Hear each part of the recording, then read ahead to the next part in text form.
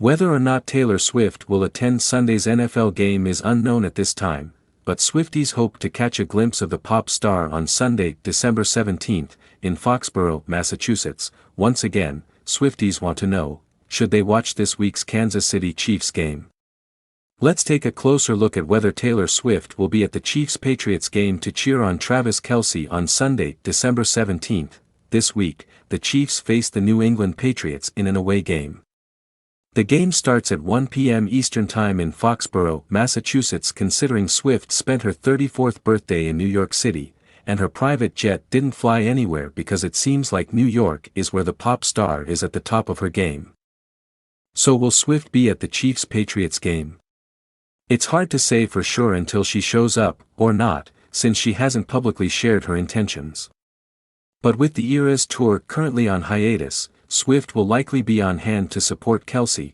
Swift has now attended 6 Chiefs games since September as her romance with Kelce continues to reach new heights. Nearly 7 months after Taylor Swift took to Gillette Stadium for her Eras Tour, the singer may be on her way back. Swift even has a house near a Rhode Island beach.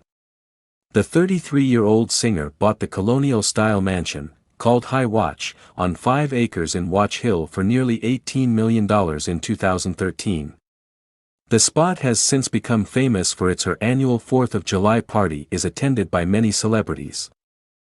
Swift's most recent visit to Gillette Stadium had a strong turnout. The Eras Tour took over the stadium for 3 nights, with a notable performance in the pouring rain during the Saturday show. The megastar has given the Chiefs and the NFL a huge boost since she started dating Kelce and attended a game in September. The so-called Swift effect has been shown to increase NFL viewership, ticket sales and merchandise sales. According to news site Storyful, the Chiefs-Jets match she attended on October 1st became the most watched match since the last Super Bowl. According to sports apparel retailer Fanatics, sales of Kelce's jersey also spiked nearly 400% after Swift's first appearance at a Chiefs game. Swift has added several awards to her lengthy repertoire in recent weeks. Just last week, she was named Time's Person of the Year, the first woman to receive the honor twice and the first person to receive the award for their success as an award-winning artist. Mind. She was most recently named Person of the Year, identified by Time as the person who has done the most to influence the year's events for better or worse. In 2017, the Eras Tour also became the first tour to gross more than $1 billion, according to Pollstar calculations released last week, and is expected to reach $2 billion next year. Spotify and Apple Music data released in late November also confirmed the pop star as the top global streaming artist in 2023. When Taylor Swift was named Time's Person of the Year, a lot of people noticed a 2-sentence quote in her interview: "Here's no point in actively trying to, quote-unquote, defeat your enemies. Trash takes itself out every single time. It got my attention, for sure. I thought it was one of the most emotionally intelligent things I'd ever heard." But, there's also another quote in that same article that might have a much deeper and longer-lasting effect on Swift, the music industry, and frankly business in general, even your business. It's this one: major labels have since made it more difficult for artists to re-record their music. If you have any familiarity at all with Swift, you can probably guess what this is about. The line comes as Swift describes how she decided to record and issue new versions of all of her old music, after Scooter Braun, whom Swift considers an enemy, wound up controlling the rights to her original masters. "I'd run into Kelly Clarkson and she would go, 'Just redo it,'" Swift says in the article. In fact, Clarkson actually posted the notion on Twitter in 2019. "My dad kept saying it to me too. I'd look at them and go, how can I possibly do that?" The result was Swift's release of Taylor's version editions of her first 6 albums. As Time recounted, and of course others had long reported, the fact that Swift wrote the songs herself meant she retained the musical composition copyright and was within her rights to do so. The re-recordings are all part and parcel of Swift's continuing success, also including her reported $1 billion Eras Tour, and the related concert movie, which has grossed over $250 million as of this writing. But, it also represents a big potential problem for record labels, as the sentence I singled out above suggests.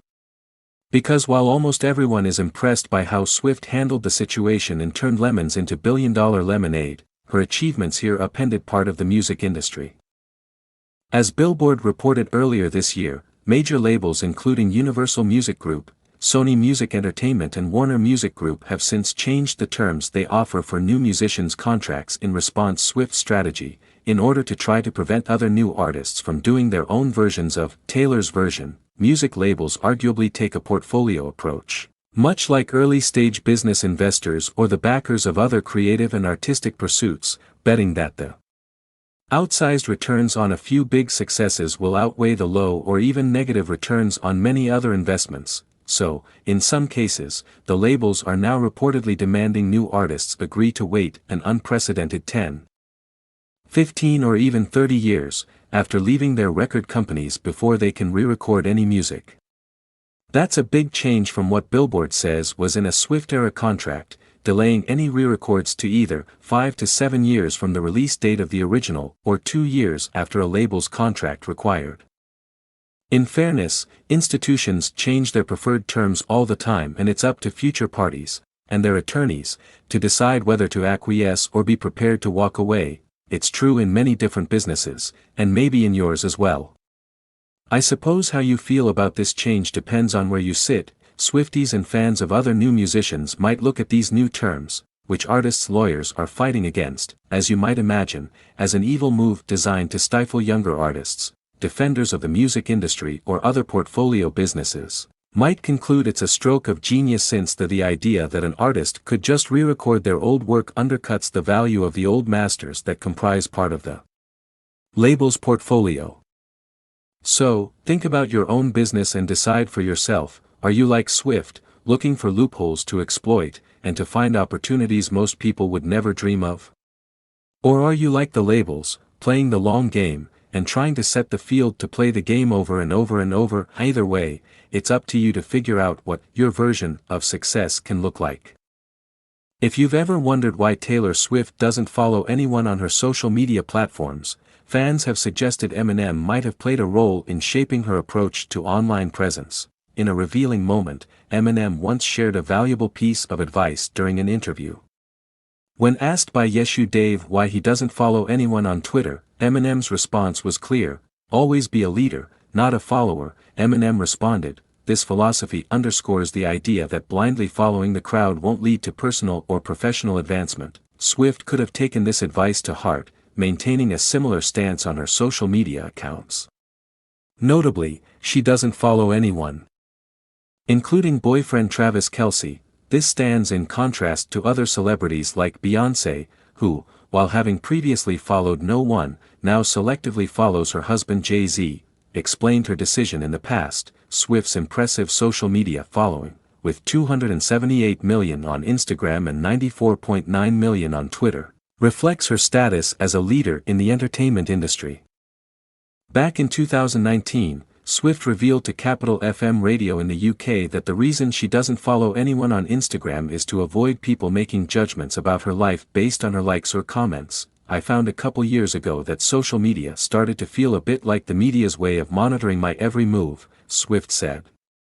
"And like I started to realize that if I didn't wish one of my friends a happy birthday on Instagram, there would literally be articles saying, like, unsquatted.